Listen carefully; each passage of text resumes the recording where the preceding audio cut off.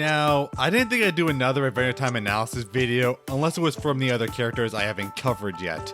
Basically, Marceline, Ice King, Jake, and Finn. And those I've been putting off for a while because they're such big and important characters, with so much to look at that I don't know if I'll be able to pull it off. But I was told about another character that would fit perfectly in the series, Magic Man. And yeah, you're right, Magic Man really became one of the most interesting and dynamic side characters, revealing so much more of his past than you think. Like, he felt like a one-off Season 1 Joe character and thrown away, but introduced so much lore and characterization despite that, and had a thought-provoking and tragic reveal and progression. Again, from a guy just called Magic Man. I'm sure if you haven't caught up since the first few seasons, you have no idea the lore and plot progression that turns him from just a jerk to a tragic, practically Ice King type figure. And it's weird to see that progression, the hints of humanity and a larger past behind the jerk facade. Was it always there? Or were they always building to this? How did this one-note jerk become a genuinely compelling and interesting character? Well, it's my job to do a deep dive, so let's take another shot in this Adventure Time analysis video. So yeah, Magic Man fits right into Season 1's weirdness. A magic dude who shows up to cause trouble with no origin whatsoever. Yeah, anything goes in this season. First appearing near the end in Freak City, with the two literally just walking, even kind of lampshading it. Walking, handbone break! Man, what's with this era and CN and characters ham-boning? But the plot soon kicks in with a random beggar asking for food. Finn considers giving a single sugar cube he has, as Jake says something really out of pocket. Finn, maybe helping the starving homeless guy is the wrong thing to do. What the hell, Jake? Like, aren't you guys heroes? Imagine saying that to any other situation. Hey, I don't know, Finn. Maybe rescuing these kidnapped ladies isn't the right thing to do. Hey. I don't know. I said maybe. But of course, Finn, being the hero he is, he's gonna be charitable. But he adds that he hopes he's some magic dude who will give a magical favor for his kindness. And yeah, he's actually revealing his— oh god, my eyes! Put an epilepsy warning next time! Seriously, after the Porygon episode, didn't we ban stuff like this? Ugh, so after your corneas finally stopped burning, Magic Man does some weird Bill Cipher stuff. Like seriously, I've expected him to give Finn deer teeth. Professing that Finn gets a magical favor and turns him into a big fat foot for some reason. Well, more so just his lower torso. How do you conceive of a plot like this? Finn asks what the hell, as Magic Man says he's gonna give him a life lesson and he needs to know how much of a jerk he is. And proves it to the audience again with more oncoming seizures.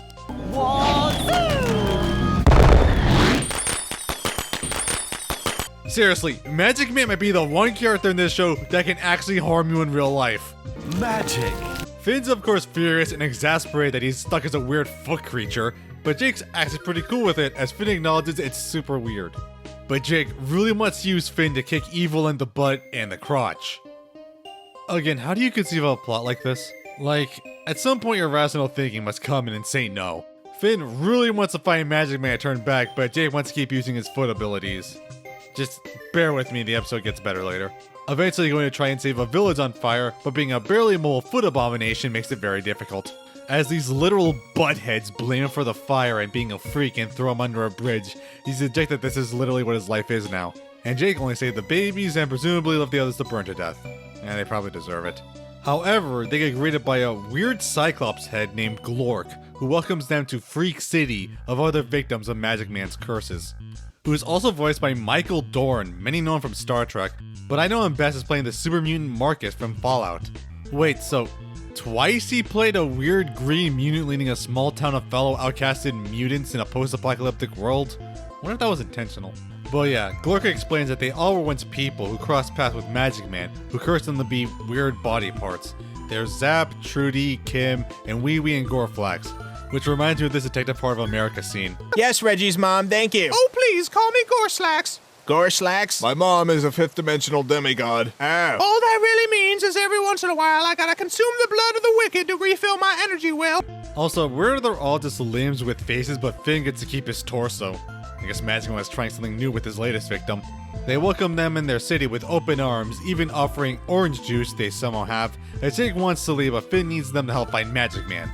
However, they say they have no chance against Magic Man and his powers, and they're getting through their depression just rather wallowing in filth and able to do anything about the situation, even when Finn tries to convince them not to.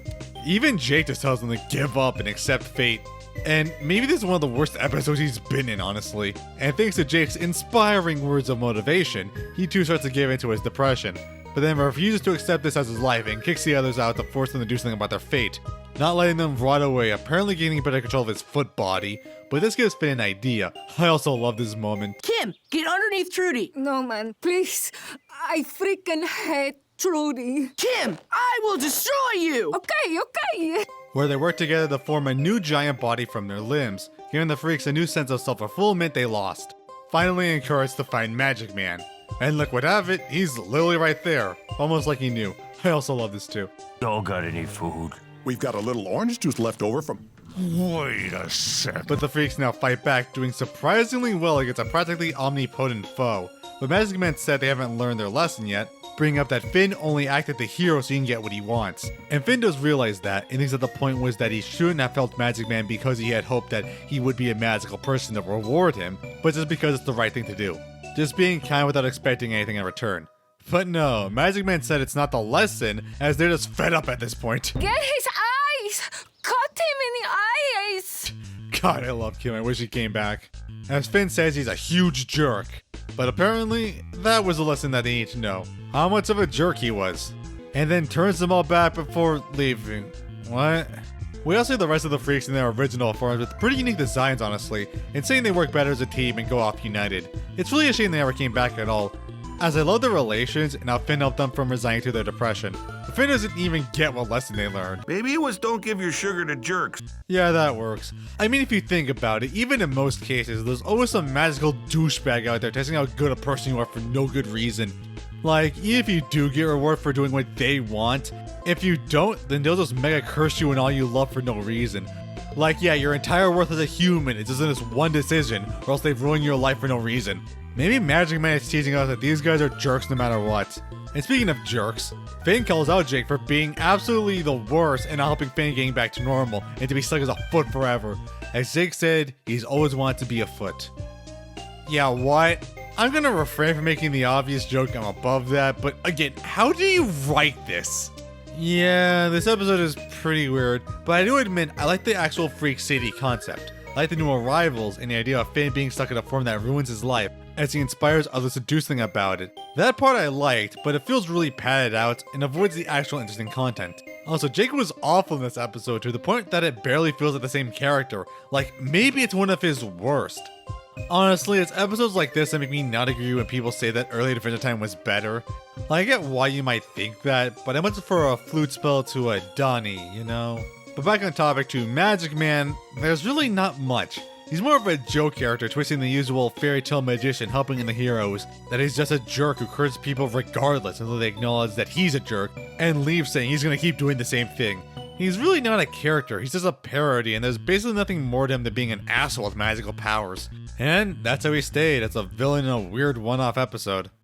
And that's how he stayed for 3 seasons, until out of nowhere coming back in arguably his most important episode, Sons of Mars.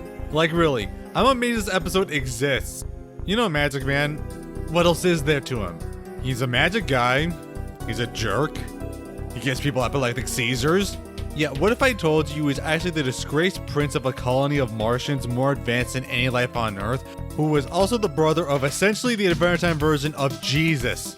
What the hell? But I'm getting ahead of myself, let's get into it in depth. We see Magic Man doing the same stick to the deer, who honestly is the only other character who might be more messed up than Magic Man. Friend, don't be afraid. I'm a gypsy child like you, running wild and crazy. I'm sorry, can you say that? However, he sees a comet and turns the deer into a telescope to get a better look. Now normally, this would be terrifying, but that deer is one of the most unholy and disturbing creatures in this show, so if anything, it's good that he slayed it. In fact, we should smash that thing for good measure. However, it's Grob Gob Glob Grod, the four-headed guardian of Mars and a deity of Oo, actively hunting him down and draining his magic. As he desperately runs, coincidentally bumping with Finn and Jake, using the last of his magic to switch appearances with Jake. With Grob capturing them, explaining that they cause nothing but chaos on Mars and banish them to Earth to teach him a lesson, only to find he hasn't learned anything. Ironically, doing kind of the same thing he was doing in the last episode, Jake has no idea what's going on as Finn sees him take Jake away. Finn's of course pissed and demands Magic Man take them to Mars, but he can't. explaining that they're gonna put him on trial in his place where they'll no doubt execute them, which he's happy getting away scot-free and will get his magic back. Of course, Finn's not having that, where he takes him to his house, an old disheveled, overgrown farmhouse. You'd think a literal magic man would have a better place. Also, a tiny manticore stuck in a bottle. Yes, this is important. And then Finn finds a picture that's even more important with Magic Man and another Martian woman, with him just saying, Memories drift in and out of my mind, and the little people get left behind. So whatever. which is also important for later, like Christ, the plot points alone. Also important, notice how Magic Man focuses on the picture and then immediately drops his act and tells Finn how to get to the thing that was sent to Mars, which is a Martian transporter, which is exactly what he needs, which was given to him once he learned a lesson in exile that the only way to make it work is if it shows genuine care for someone. Of course, Magic Man couldn't get it to work, but Finn gets it immediately, transporting it to the red planet to the Mars colony. You know, I'm reminded of another Pendleton Ward show, Bravest Warriors, that had the same style as a show about a group of teenagers on Mars in a sci-fi future. That back in the day, people theorized that Finn was actually the son of Chris and Beth from that show. But yeah, after they showed off a canon Mars in this show, so that theory died on this episode. Also, there's random food in space. If you want an explanation for this, prepare to be disappointed. Before phasing through the colony wall and into the Martian Citadel, coincidentally near the amphitheater where the trial is taking place. And the king of Mars is Abraham Lincoln. Like legit, Abraham Lincoln. Yeah, this is probably the most random thing Adventure Time has done with alien Abe Lincoln as the godlike king of Mars. Like, the only other thing was like the party god being a frat boy talking wolfhead, but that was in season 1, where there was no story or lore and just pure randomness. This is season 4. Now, there is actually a reason to this, as in the pilot, Finn got an encouraging speech from him when incapacitated by the Ice King. It's definitely the most random and out-of-pocket moment in the pilot, so it's actually going to tie into it, which also just makes the pilot's canonicity seem more apparent. Which does imply that Finn saving Pete from the Ice King was so important that the King of Mars himself telepathically helped him. But if you want an actual lore reason, there's literally nothing on how Abe is alive and a godlike figure to the Martians. But hey, this is a memorable decision. Now, the trial begins listing all of Magic Man's crimes on Mars, drawn brilliantly by Grodd, and one of those things that teachers used to project with in middle school. And apparently he was responsible for the first Shovel Knight DLC. Plague of Shadows. Hey, Plague of Shadows might not be as good as the other DLCs, but it's still a great expansion and one on Plague Knight on my OTP, so I think it's extreme to call it a crime. Also listing off other magical crimes like turning all the water into hair they were forced to drink, which turned them all bald. Man, that's not even being a jerk, that's just a monster. Abe actually brings up some lore that Magic Man wasn't always evil, and that it was a great guy until a night on Olympus Mons with a girl named Margles. Apparently after, Magic Man lost all empathy for living things, and couldn't come back once he learned anything. Jake though has no way to prove he's not Magic Man, and just think he's insane. Finally ready to give them their execution with two choices. One is a wand that will kill him when touched, sending his soul to the dead world, or get transformed into pure stardust, traveling the universe on an endless journey of wonder and discovery. Jake's surprisingly all for the second option, worried that he'd miss Finn and he'd miss him. And probably his girlfriend, but she's not brought up. But hearing that he worried about anyone gives Abe pause. However, Finn breaks in, grabbing a random chair that no one saw somehow, and whacks Space Jesus, knocking the wand out from his hand and touching Jake, killing him, as Finn holds practically his lifeless body. Also, Grodd says that seeing Jake was somehow a prophecy? What? Finn calls out Grodd and Abe that if they just listened, he wouldn't have died, and that the King of Mars has killed an innocent life. Abe agrees that this was a horrid action, and will retrieve Jake's soul from the dead, somehow transported to the dead world, meeting with death, who agrees to a bargain to bring his soul back for his immortality. Which works, bringing Jake to life, but killing the king, turning him to a statue.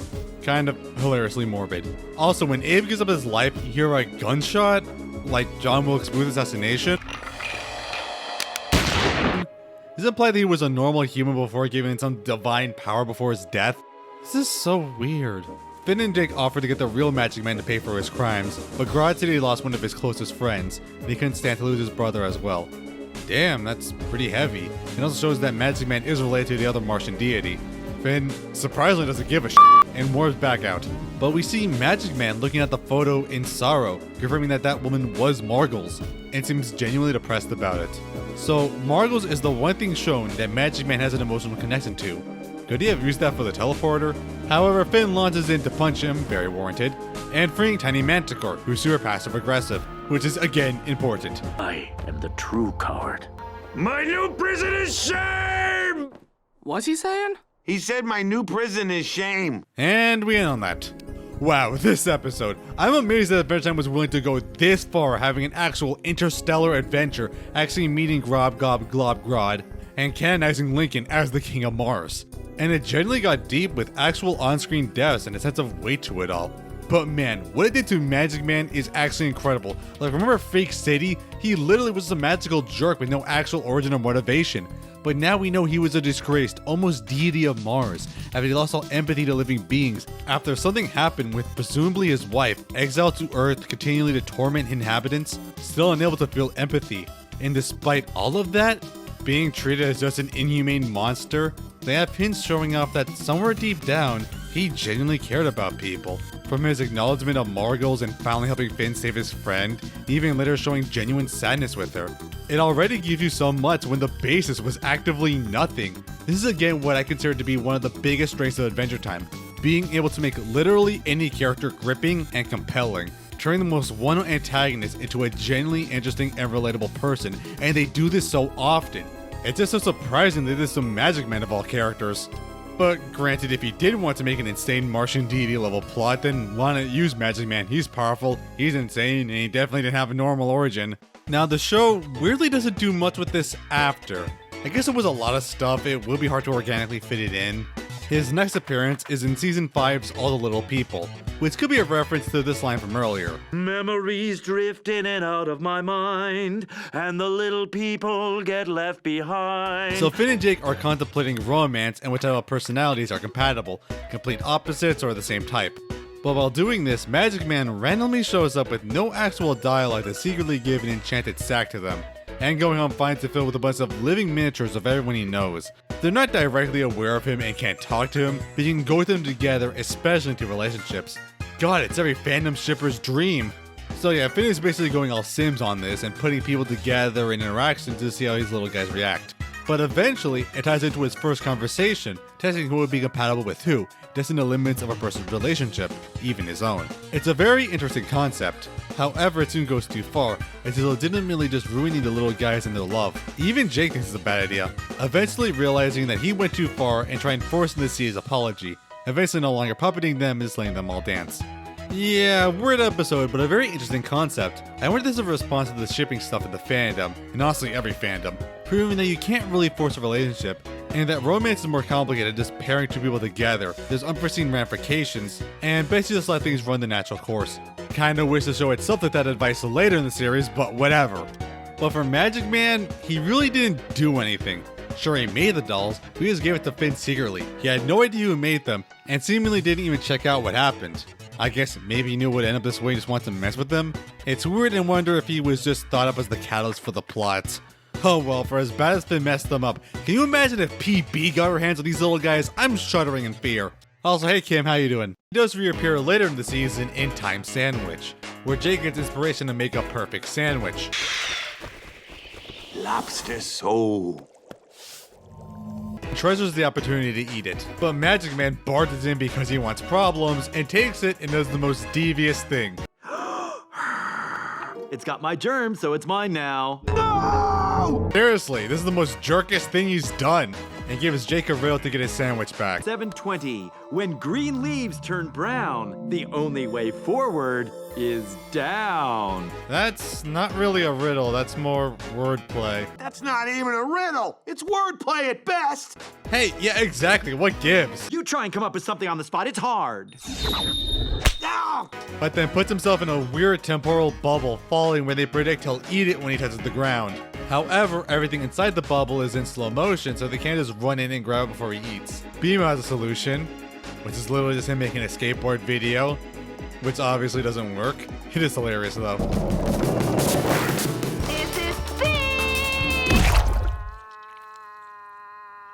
Jake also lacks the inspiration to make a new sandwich. PB arrives to help and says it's not magic, but weird dumbass molasses, which is stupid. I mean, P was retconned to not believing in magic. I don't forget wizards only fools, but it's not like she ever tried to actually find out what magic is. She tries to use a missile to warm up the magic molasses, but guess what? It doesn't work either. Magic must defeat magic. They call Marceline next, who tries to use her vampire demon abilities, but no dice. Man, this joke of her power as superpowered vampire queen, Magic Man really is on another level. And with no other option, Jake gives into depression and accepts losing his sandwich and walks into the bubble, but he's actually immune to the time dilation and figures this was the meaning of the riddle, that the only way to move forward is to be sad, as he hurries to beat the guy up and potentially move past his resentment of Mr. Cupcake and gives us a meme shot, finally beating Magic Man up and getting the sandwich back. Also this part.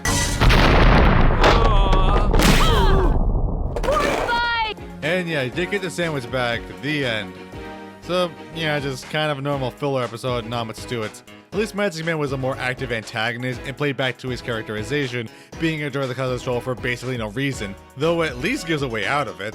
Though I find it where there's no acknowledgement of the lore and suspicion brought in by the Son of Mars, if anything this plot feels it fits more before that episode. Though that takes us to season 6 with Food Chain, which is another guest animated episode. My favorite is still Guardians of the Sunshine, but this is good too. Yeah, it's pretty trippy with the color change and a lot of dynamic angles, starting off being a weird museum exhibit in the Candy Kingdom, all about, you guessed it, the food chain. Also, despite this episode trying to be educational, they literally start out implying that caterpillars can have families with each other, even though caterpillars are just the larval forms of butterfly and can't breed until maturity.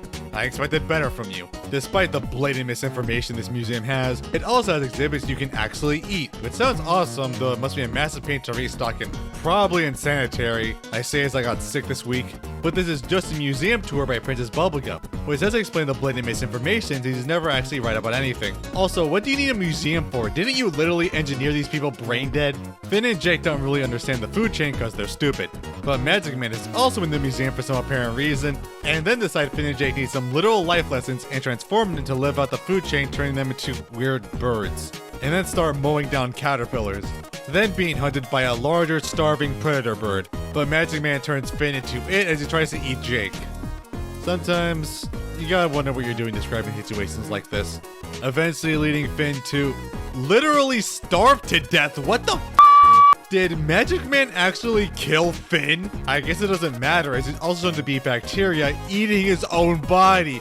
Again, what the Finn is literally eating his own carcass. Eventually, then turning to plants from the decomposed soil, being eaten by caterpillars, but saved by birds. See, it's a cycle not only of life, but of time, before eventually being turned to caterpillars themselves. Something tells me this is karma from season 1. But eventually finds a cute girl caterpillar, which you know it's a girl since it's pink and has a bow and eyelashes. Where the episode weirdly gains lore as the girl pillar, Erin, says her town is in a famine, need to find the oasis to get food before they starve, now traveling with the two. So the episode just randomly gains an RPG plot, and also makes me wonder, like, did Magic Man just create life with her since he's not just an animal, but fully sapient? Or did Magic Man also try to modify some poor girl for this? And Finn has an emotional connection with her, finding the oasis, aka the flower bed they literally just were. Now overjoyed with the bounty of delicious leaves. And yeah, Finn and Erin pretty quickly fall in love and try to get married.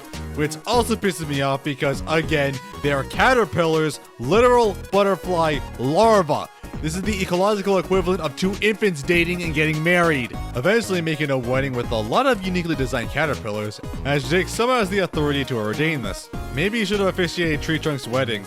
Nah, PB would still throw a tantrum over it. And they get officially married. It's kinda crazy to consider this was probably one of Finn's greatest relationships. Would you love me if I was a worm indeed? However, the wedding gets interrupted by the birds from earlier who devour literally all the caterpillars. As the two die, Finn promises that they'll remarry once they're caterpillars, and Erin agrees but says when they're bacteria, she might see other people. Wait, so she's aware of the loop?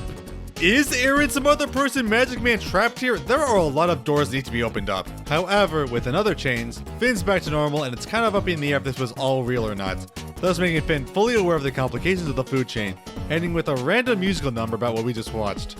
It really does sound nice. Big bird from their plants grow.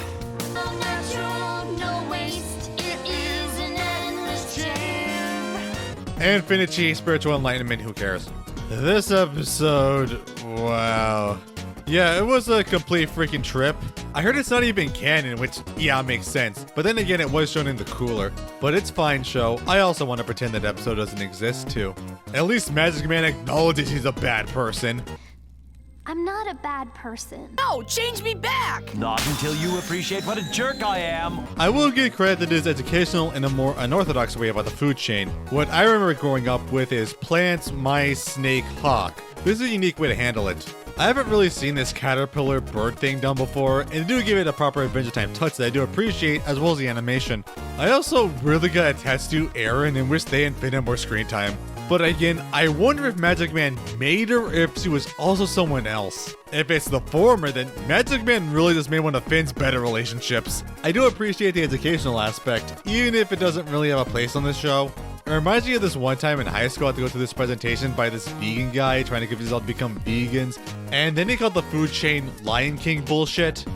Yeah, I don't really know what he was doing there. He also listed bubblegum as a vegan food option, so it's sad when a kid's show was more educated. But back to Magic Man, his involvement was weird. He really didn't have a reason to do anything. It kinda goes against his previous established character, someone actively helping Finn and Jake learn about the food chain. It again feels more like the show using this to find an over-the-top plot. Or, then again, he did have Finn and Jake continuing a time loop where they eat and are being eaten by themselves, which is insanely disturbing, so I guess it actually makes sense. I actually kind of enjoy this episode, even for how weird it is. It's out there as one of the best guest animated episodes. Hell, it's a lot better than Water Park Prank. What the hell am I looking at here? Anyway, I barely see any Finn x Aaron ship art, so get on it, people. Later in Season 6, we get a more disturbing look at a Magic Man scheme in Everything's Jake, where a very small Magic Man flies in to inject him with something, making him fall asleep, and his face literally sinks into a cavity in his own body, eventually waking up to see a literal established world made up of himself. Like a legit city with people, objects, literally everything stretched from his flesh. Don't think about it too much. Actually, I do love how since Jake's body needs to be connected, even when people walk, their feet never leave the ground. It's a nice touch. Also, really gotta applaud the color palettes for all the uses of yellow for the world. Then meeting another guy who recognizes him as their friend named Goose, played by Billy West. Honestly, this entire episode is practically a Futurama callback, possibly because John DiMaggio was also in it. Jake, you big goof. How long's it been? 2, 3 years? It's Saturday night. I have no date. A 2-liter bottle of Shasta and my all-rush mixtape. Let's rock.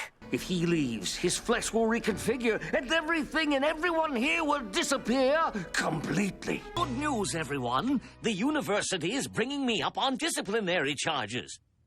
Wait, that's not good news. Now look, we're at Orange Alert here.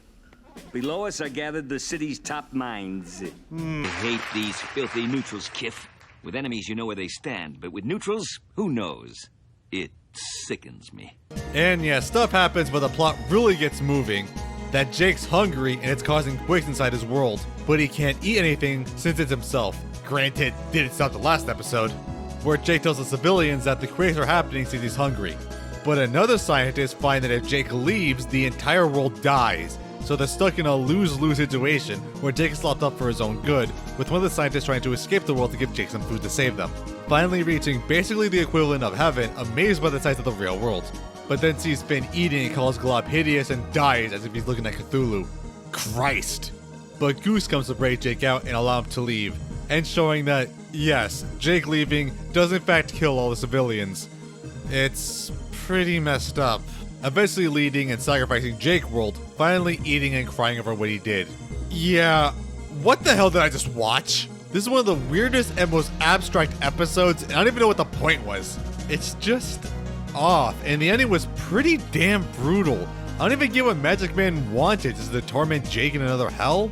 Forced to sacrifice lives for his own existence for fun? Again though, his involvement is minimal and just made to establish the plot. Though, I have a thought experiment from this. When you dream, you make a new world with new beings and creatures in your head. Ones that often believe they are real, in a sense. We just say in some aspect of reality, they are real, sapient, and alive. And what happens when you wake up? Their universe ends. They die in an instant. Every time you go to sleep, you create new worlds and destroy it all in an instant. Billions of lives lost continually every night and day in a cycle that lasts from your birth to your death, and there is nothing you can do to stop it. So yeah, have fun sleeping tonight.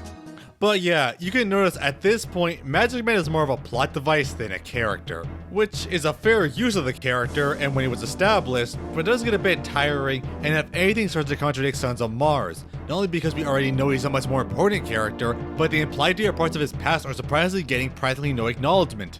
It makes me wonder if Sons of Mars should have taken place after all these episodes to flow better. However, this finally pays off in the Season 6 episode, You Forgot Your Floaties.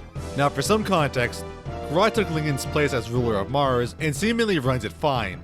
However, what they believe is a catalyst comet, which is actually Finn's dad Martin on a spaceship, is going to collide with the colony. So Grodd sacrifices himself to divert it back to Earth, destroying most of his physical body.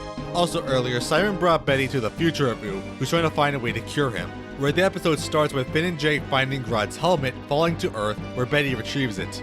Not sure why, they follow her back to Magic Man's house, weirdly enough, before they find out why he appears and turns them into an egg and soup. So, end of the show, Finn and Jake have been killed. Okay, no, they're somehow still alive and aware in that state despite literally becoming food. But yeah, they can't really do anything on the account of being food. Also, Tiny Manticore came back and imprisoned himself as he claims Magic Man gave him some sort of hostage syndrome. But he's horrified learning that he turned them into breakfast. So it turns out that Magic Man and Betty are working together. That's really weird. Magic Man has no empathy or kindness to any being at all, so having an ally, even if it's mutually beneficial, just feels wrong. Like, I feel Magic Man would sooner turn her to orange juice and work together. Apparently they want to use Glob's helmet so that Magic Man can become the new Glob and reign over Mars horrifically. Which, yeah, without Abe or Glob, it seems like a nightmare. However, Betty wonders why he doesn't care his brother died. And then he must have cared about something at some point, especially with the picture of Margles. They'll both come to a conclusion about the recurring theme with all magic users: magic, madness, and sadness. Betty wants to learn how they work fundamentally to bring Simon back. Magic Man says some weird stuff. The coconut crab who swims in your neighbor's pool at night. Maybe Simon's in there too. Who else holds their breath in there, Betty? Tiny Manticore also explains the situation to the two, as Finn is somehow able to move on his own, being a freaking fried egg, to seep into a bowl of flour. Also, Betty explains how the device should work, which also implies that Martians have origins as humans. This is literally never explained further and kinda driving me crazy. But Betty worries about both of them changing as a result. And Betty's also cooking bread for some random reason, and I think Jake just died. Again. I don't know how. Is soup dead? I mean, if you think about it, aren't we all just soup? Water, meat, and bones together in a special mixture? It's just a state of matter. The machine is very vague on how it works, but it should give the two a weird telepathic connection. Betty is able to go inside Magic Man's mind and memories, taking place as Margles long ago, when he wasn't Magic Man, but the man in the yellow hat from Curious George. So Grodd reveals that's not actually Margles, but Mars' planetary defense system they made after being attacked by Golb, which is actually Golb's first acknowledgement and name drop after his first unexplained appearance in Pahoy. It's also revealed that Margles was Magic Man's wife that Golb took after his attack, and she wasn't just killed, but erased from reality. He couldn't find her in any reality, and not even Prisma could bring her back. The only thing left of her is their memories. Really damn messed up, show. Grodd's worried that Magic Man basically just magically made his wife again and made them as their planetary defense, worrying about potential ramifications. But of course, to Magic Man, this is the closest thing he has to bringing her back. It's even soon shown as he takes her up to Olympus Mons to install her as a planetary defense, that he just really wants to spend time together with her again. He even doesn't want to install her, but has to bring her back to life after he lost her. He trained his abilities for centuries to find a way to bring her back to do this. But she wasn't made from his dreams of her, but his nightmares. Going to attack him, he tries to deactivate her, only to end up driving her off the tallest mountain on Mars, as Magic Man saw his wife die for a second time. Holy shit! But before we can contemplate that, Finn somehow was able to make a bread body of himself. What? My only guess is that the magic somehow seeped into the bread, but yeah, this is weird as hell, and also lathering himself of what's left of Jake. I guess the bowl didn't matter. And asks Magic Man if he's ready to die. But doing this does a weird thing and deprives Magic Man of his magic and making him sane, and giving all his magic to Betty, also becoming mad. Before saying this, I see a crab emerging from a dark pool. What does the crab say? Now, I'll get to the implied meaning later. Betty disappears as Magic Man, now Normal Man, isn't able to do anything after losing his magic. He also says he lost his sadness as well as his madness, and it's all transferred now to Betty. Not sure how I feel about it, but with no option, Finn inspires Tiny Manticore to fly into Wizard City to hopefully cure them. And the episode ends right there.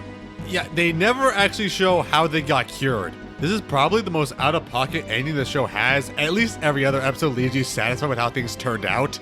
Here it's just a, hey, they might get better, no promises. I don't even know if any wizards would be willing or able to help them out here. They really don't have any wizard friends. I guess Huntress Wizard, but no, Flutespell's in the next season. They're not friends yet. Also, they established wizards hate anyone who isn't a wizard, so they wouldn't help a normie anyway. And wait, aren't they literally fugitives of the city thanks to Princess Bubble bitch? They're escaped criminals. They really should have a reason to be able to be turned back. But anyway, this was actually a super interesting episode and finally paid off the lore we got from Magic Man seasons ago. Finn and Jake do take a backseat for most of it, but the real draw is from Betty and Magic Man, and especially the lore finally given. We've gotten hints about Magic Man's past before and what made him this way, but we finally get the full story. Magic Man was a stand-up guy who lost the love of his life to an eldritch horror and tried every way to get her back, training in magic to find any way to bring her back, but could only make a strange techno-magical machine in her image with the excuse that she's their defense so the same tragedy can't happen again. But he can't lie to himself for long, just doing all this so he can finally be with her again. But she wasn't programmed for that. It went haywire with Magic Man forced to shut her down and see his wife die a second time by his hands. After this, he just snapped. He was a broken man, driven insane by grief, distancing himself from the man he once was. After losing what he's loved all his life, he lost all empathy in general, unable and unwilling to care about any living thing ever again. It's also implied that he's masking his grief through sadism, taking control of his life by tormenting others, and being in control of his life that way. It all makes sense from the little hints we got. And that thinking of Margles is the closest thing he got to empathizing with people and feeling remorse and empathy. It's the biggest example of magic, madness, and sadness. It's an incredible amount of characterization that makes so much sense, and Magic Man so much more interesting. But also, this episode makes a magic change of the primary Magic Man of, well, his magic, as well as his madness and sadness, now making him fully normal. This episode has a lot of vague, cryptic moments that are largely out of speculation. It's something later Adventure Time loves to do, and I still don't exactly know what they mean, like the significance of the pool and the crab. But there's the important part where Simon voices, "You forgot your floaties," which I think correlates to Betty being so swift to cure Simon, she didn't realize the ramifications until it's too late, now stuck with incredible magic but madness. She got too excited and jumped in the deep end. You forgot your floaties, and now you're gonna drown. Now, at least on the Magic Man side of things, they don't get addressed until season 8 in Normal Man, finally giving us light on what's going on with them. As it turns out, Glob didn't actually die, just most of their body, as their heads are in orbit around Earth. And Normal Man has tasked Tiny Manticore to get Glob's head back even if he's really struggling, before managing to grab Glob's head and bring it back, but isn't giving him back to Normal Man, but instead is holding him hostage for revenge against everything Magic Man has done to him in the past. Come on, get spanked. With no choice, he goes to Finn and Jake for help, but they don't trust him just yet. Is he dead? Nah, he's magic. Is he dead? He's magic, sweetie. I'm sure he's fine. Love this detail of Jake with the rolling pin. Before agreeing to help him save Glob, Tiny Manticore is holding Glob atop Wild Trap Mountain, which as the name suggests is full of dangerous traps from the plausible to just the plain bonkers. Red ants, weekend survivalists, waking dream demons. That squirrel that hates you, Jake? Who? I love the squirrel joke. It's so random and yet so hilarious. Remember me, Jake? No. He needs their help too, since Tiny Manticore likes them and might listen to reason, as he just wants to get Glob back and go to Mars, and hopefully rebuild their lives. Also giving us probably the greatest joke of the episode. Before I threw everyone under the bus. Like when you made them all go bald or something?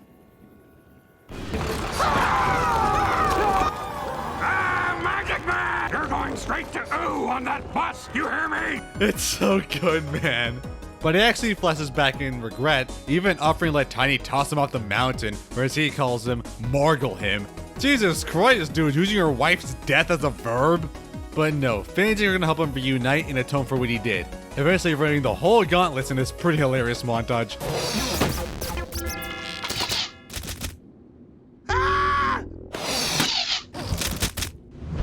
There's a top. Jake, it's me! Ooh. Sorry! Did I mention this episode is hilarious? But they meet with Tiny Manticore and his boomerangs and flamethrowers.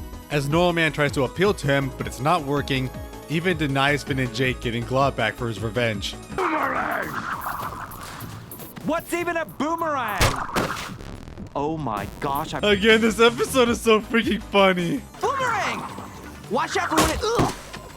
2 boomerangs! I can't with this, it's so good. But Norman is just barely able to grab onto his brother as Tiny takes him higher in the air before letting them fall down to their deaths. But as they fall, Glob asks why he rescued him, and Norman says that Mars needs him as a ruler, and he wanted to apologize for being so monstrous when he was insane. With Glob surprised, noticing he actually has changed. But Glob also regrets how he shut him out when he was exiled and showed them more to help him, embracing as they hit the earth. But Tiny was so moved by this that he actually goes out to save him, with yet another amazing moment. I have to go home. This was nice. You're running away from intimacy. You don't know you'd get hurt. Eventually dropping him off at his house, with Tiny getting legitimate freedom. And now Norman can freely operate the transporter zooming between planets. However, Glob makes a decision to throw himself back into Earth's orbit, believing he already served his purpose and his story had an ending, and that Normal Man needs to be the ruler in his place, confident he'll do a good job, reuniting with the rest of his heads. Meanwhile, without a leader, Mars is completely in disarray, with society collapsing as all fear Normal Man that their torment has returned, even if it made it clear that he's changed. Calm down. You turned me into a giant starfish. You turn me into a barrel of flaming garbage! God, this episode is so freaking funny, man. But he brings them brownies and starts to show that he's gonna be a decent leader. This episode is great, not only because, of course, it's hilarious, but it practically finalized Magic Man's character. After losing his trauma and finally getting empathy, he goes out of his way to try and make things better, even when it technically doesn't involve him. He didn't take out Glob, he only does this because it's the right thing to do. But his past comes back to bite him, but even then, he's willing to even give up his own life just to atone for it. He wanted to finally apologize to his brother for everything he did, just in hope to make up for it, even again risking his life. Glob is baffled on why he did it, not knowing how much he's changed, and astounded to see him actually show empathy again, as even he acknowledged he should have helped him when he was traumatized instead of exiling him. And it's kind of the only time the relationship was actually fleshed out. Sure, we had hints and exposition before, but this is the first time they actually talk about it, and it's super engaging. Even Tiny, who hates Magic Man so much, was able to move past his revenge, knowing that he's no longer that person. And despite Normal Man just wanting to go back to normal and put Glob back on his throne, Glob rejects it. He did his duty, and he already sacrificed his life for Mars. And if his brother really has changed and become a responsible, empathetic person again, then it's his duty to restore Mars, and he'll still do a good job. And yet, even though he still has to atone for what he did, he still gladly takes it, and it's finally starting to rebuild a shattered Mars. It's really a perfect conclusion to Magic Man, and honestly, it could end right there, and it would be satisfying. And it pretty much does at this point, but there are some more important stuff after. So, Norman is out of the story for the next 2 seasons until the ending of the Elemental arc, where after Betty fails to do a weird temporal reversion spell, she's somehow transported to Mars and meets back with Normal Man. It's not stated how or why, but the best I can guess is the connection the two have with their weird mental transference. But we don't see what happens to her until near the end of season 10 in Temple of Mars. So for context, Jake was taken by his alien father and basically left alone on a barren planet stranded with only bits of food left. Finn doesn't know anything about it, but instead meets with his brother Jermaine. Weird how Jermaine was established in season 2 being Jake's brother, but they rarely have any screen time despite that. He senses something's wrong with Jake, with the weird brotherly connection they have, knowing that Jake's in space, stranded, but they don't know where. So with the best access to space technology, they take the old Martian transporter to go to Mars. Turns out, under Normal Man's rule, Mars has gone back to being a prosperous mega-civilization once again, with a lot of monuments and statues dedicated to Margles. Also seeing Betty again, with Finn salty after she left him to die after the Elemental arc. But it turns out, Normal Man isn't Normal Man, but King Man. Yeah, it seems that Mars just kind of named people after their current role. Hello, Starman. This is Evacuation Man. It's supposed to be really confusing because you're gonna run out of unique adjectives eventually. Kingman is actually trying to help Betty get through her obsession with curing Simon and moving past her magical madness. So Kingman gets caught up on the situation, but knows how they can help, since Mars coincidentally has a temple containing a space telemetry capsule that can help locate Jake, but it's deep inside a mind-melding puzzle temple. Why did the Martians make a Zelda dungeon to hold it? I have no idea. Why would you do all that? Because it's cool. Betty also comes because of some character building thing, going through insane puzzles representing their obsession with Simon, and solving an equation representing her trying to cure him with the ice thing changing it, representing the crown itself actively resisting. But more importantly, has a heart-to-heart with herself before she met Simon, and her life split because of him, and then seemingly decided to move on, sparing her past self from the torment she has now. Come to think of it, without Betty, the timeline would be screwed. Then Simon wouldn't be Ice King, no one would save and raise Marcy, Marcy couldn't save the remaining humans, and Finn would never have been born. But anyway, after that, they save Jake? Yeah, no, seriously, they get him immediately. He literally warped there after completing the temple. Wow, that's a lot easier than I thought. Honestly, kind of anticlimactic. Kingman said this entire temple was the telemetry transporter that was locating Jake through Jermaine's memory while they were doing the life lesson puzzle. Yeah, it's weird as hell, but hey, it works. Magic Man's happy that Betty learned she has to accept the loss of people she's loved, but Betty actually refuses it. It says if anything, this has reinvigorated herself, that she's not trying hard enough.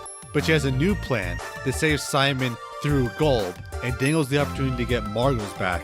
Now this episode doesn't have much Magic Man, but essentially just confirmed what was shown in the previous episode, with him finally able to take responsibility and atone for his crimes, helping to revive Mars back as a prosperous civilization, and being a well-respected leader. Even moving past wanting to bring Margles back by intentions making monuments in her honor and helping Betty through the same torment and obsession that he once went through. It's a brilliant and satisfying resolution to his character that feels so earned and right and fulfilling. Finally, this character moved past from his trauma and torment to finally using his abilities to help people who are like him. And yet, though he has a perfectly happy ending, could he resist the chance to get the thing he wants most back? The love of his life that caused all his pain? It's the one clincher to this that actually makes sense to why he would go back. Now, he doesn't appear for much longer after being foreshadowed early in the finale for the spell to summon Golb, accidentally unleashing him in Uv right in the final battle, and that's about it. Weird for a Golb attack survivor, he never shared any insight on it, especially since he did make a defense system. But after that, he's shown in the ending, having his own segment, back on Mars in his office, still as a new king of Mars, still living prosperously, but keeping his old photo of Margles with him to remind him of her. Moving on, but still remembering her and cherishing what she meant to him. How nice. And that about ends Magic Man's character arc. He doesn't appear at all in Distant Lands or Fiona and Cage, so there's nothing left to talk about. And really, talk about a character that surprises you. That's one of Adventure Time's greatest strengths. They constantly show what you think of a person doesn't always mean what they are, and people have hidden depths. An insane, creepy, kidnapping ice wizard is shown to once be a perfectly reasonable man who lost his love and cursed by a dark crown, and yet kept going through an apocalypse, raising basically a surrogate daughter for succumbing to his vices. A demonic vampire punk rocker with a prankster and roll without a cause attitude was actually one of Oo's greatest heroes and saved humanity from a monstrous apocalypse. And a happy-go-lucky sweet-as-can-be princess was actually a demented dictator who has no empathy for people she deems beneath her and destroys civilizations without a second thought. Oh, wait, we're not going to actually address that part? We're just going to ignore that for the entire show? Okay then. But Magic Man is another example. No one would think he'd be any sort of interesting character. He was just a character made to justify a weird-ass plot about Finn turning into a foot. And for a while, he was just that. Until the writers randomly decided to dig him up and give him a fleshed-out backstory. They didn't need to, but they did it anyway. That's one of the things that make Adventure Time so great. When they want to tell a complex story and develop a character, they are more than able to and do it incredibly, giving him intergalactic importance as an exiled prince of Mars and brother to a godlike figure, one whose madness wasn't just random, but a long-standing attribute of himself that got him there to the point where his home wanted to execute him since he wouldn't stop. And it's actually treated with seriousness that Magic Man was a person that they had no choice but to execute, even if it saddens people he once knew. And of course, the hints of a more tragic downfall, from the implied dialogue that used to be a normal person, the small hints of his past relationship with his wife Margles. What was the closest thing shown to him having empathy at some point. It makes this one-note jerk so much more of an interesting character, and even better, someone you start to emotionally understand. I've gotten a lot of people in these videos that keep saying, no, this character is actually super great and interesting, why don't you like them? And that never actually back it up with any evidence, while I actually go through their appearances. But Magic Man is one of the examples where the characterization and intrigue is right at the forefront and undeniable. Unfortunately, as I said, the show kind of ignored it a lot of the run, really just having him pop up just as the catalyst for some wacky magic-based plots, and barely even relevant or acknowledge his backstory. As I said, I want they should have just saved his reveal and backstory after, since it doesn't affect these plots at all. But even later Adventure Time still worked its, well, magic, and finally expanded on his character. He wasn't just born a jerk, but was once a kind, responsible person, until he became broken when the love of his life was gone by a force outside of his control, training, and trying to cheat fate to bring her back. But he couldn't. She was gone no matter how much he wanted, and could only bring back a corrupted copy that he was basically forced to kill and witness die a second time. And he was left as a broken man, shattered psyche, losing all he loved in his life, and couldn't bring himself to feel empathy for anything again. Clouded with such magic, madness, and sadness, he became almost a dark god, failing his needs through sadism. I wonder if that's why he cursed people in his first episode after helping him. He was a good person, and yet life screwed him over, and he takes it out on everyone else that why should his life be like this and not everyone else's? And it seems he wasn't given the help he needed, and just made it someone else's problem, until he came to be better himself. It does more than make Magic Man interesting, but someone relatable and emotionally sympathetic, which you think would never happen. And yet, through fate, they were given a second chance to have their madness taken. I do think it's a little cheap to literally get rid of one's madness, but at least it did work transferring it to Betty, who was going through a similar torment, and gaining insanity, and more importantly, remorse, aware of his actions and trying to do everything in his power to make up for it, even when he really doesn't have to. But he feels he needs to at least try to make things better with Mars, the place he devastated, and appealing to his only family member left, and giving his sincere apology. He was even willing to give up his life just to do so. He was that dedicated to atone. And it worked, as his brother finally saw he did change, and he could have helped him this whole time, and willingly let him take the role as leader of Mars because he knew he had it in him if he was so dedicated to becoming responsible. And he proved he was. He did become a valuable and respected ruler, not just a normal man, but a king man, bringing back Mars to prosperity, and instead tried to move past his previous trauma by memorializing his lost love and trying so hard to help Betty, who was practically in his shoes, to learn empathy and to let things go again.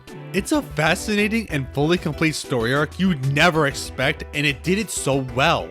You'd never really think a guy like this would have such an intricate character journey, but it honestly exceeds most of the entire cast. And even I, looking back, can't believe how much I underappreciate how good this arc was. Because it's not only just a character arc, but it's a lesson on redemption, showing that maybe the most jerkish, standoffish people only like that because they were driven to it by life and can't move past it. Sometimes they need help, even when it seems like they're unfixable. And so is that even if you did so much wrong, you can always try to make up for it whenever you can, and people really can be better.